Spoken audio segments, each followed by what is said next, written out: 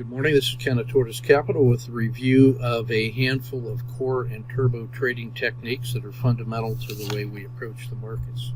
So this is one offered by my brother, a swing trade in Tesla after an unambiguous move. He saw the move from winter into spring, bought the second day of momentum, a universal entry, and that's 3 days into a nice swing trade that is now, as of this recording, at 210 this morning. So we're working a turbo trade on Tesla as well.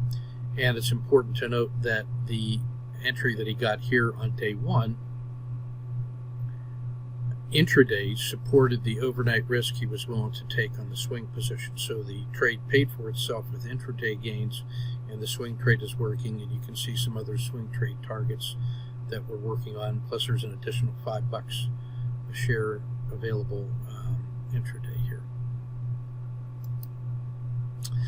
When these swing trades end up working to their full potential, here's one in EWZ that I'm stalking for a re-entry today. This had an unambiguous move during a sell-off. I missed the entries on the rejection of the zero line. It got into winter. I missed the full-on winter. There was a 1, 2, 3 that I missed while we were traveling. There's an RLCO outside the river, which I missed. So I was tempted in here, but I didn't take them. Just waited for the owl, and we got the owl entry here at 39.75 with about $1.50 of risk, execution risk at the belly of the dragon. So we're well into the spring. Now at this yellow dot here at the doji, at the zero line, it voted to keep going. But then by this time I felt like we were so close to long-term fair value with the RL270. This looked like a reasonable exit to cash. And now I'm prepared on the intraday move, ready to resume to the upside or get short if it violates the low at around 41.50-ish with the target back to here. So the owl is sort of a way to accommodate all these feelings of regret and anticipation and hesitation, and just that when that RL10 crosses the dragon, this is our sweet spot in here. These are always possible, but got to be managed a little more carefully. Just notice the size of those intraday moves make EWZ a beautiful swing and intraday candidate because it swings high signal to noise, and also intraday has nice frog-leg qualities. So here's one that's a little earlier in its life cycle. This is in Johnson & Johnson. So had the big sell-off, always interested in big sell-off days, particularly when they violate the Z3 line. Stabilized for 3 days, really didn't make lasting lows below 130.71. Bought the universal entry here at 132.83 with about $1.10 of initial risk. The swing trade is working. The turbo trade is really working. This is where I'll look to add a second position. I'm targeting on the swing trade 140.50 and 142.50 as targets for fair value with the RL270, and at the statistical swing high up here at the peak of the RL10.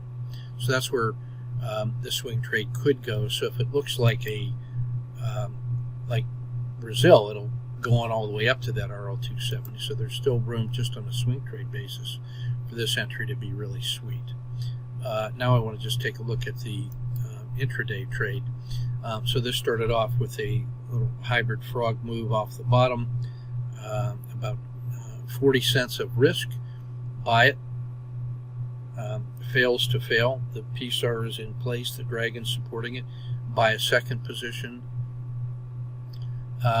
Failure to fail. Buy a third position. Now we get the RLXD up in here. Feels like I'm full. The PSAR has flipped. Exit all at 136.66. So on 40 cent initial risks, $1.56, nearly 4R, 3R, and just under an R. So somewhere between 7 and 8 execution risk R's in here. So a lot to like about this one. held a double bottom twice. RL270 is caught up, has come back into the summer, so I re-enter with a 30-cent risk because why not? Have markets money to work with. So those are the essences of the core and turbo techniques. While I'm here, just want to highlight a beautiful one from Heather that she put into the trade chat room today. Winter began here in oil, so she got short here on this failure to follow through. Beautiful. The rejection of the zero line in the winter, you could also get short here.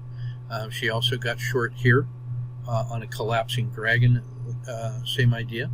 A full winter, you get the first hint of a possible crossover its own moving average here, this failure to fail further. If you had gotten in here, you should get out and re-short here. And then she applies that second leg up where it crosses its signal line. Spring is possible here. Entering the summer, possible entry here. Exiting at the summer, rolling into fall here. She gets short here, which is right when it's stalling and going into the fall for another beautiful trade. And that's confirmed by the MACD histogram. What was resistance was now support. It's holding support here. She exits here. There's a possibility of a spring entry and a venture into the summer here. So lots of money made on this one. Beautiful trading by Heather. Very elegant, systematic style. And I want you to see how the MACD, four seasons of MACD do a nice job of mapping to that. So take good care. This is Ken at Tortoise Capital. Keep your risk measured and your powder dry.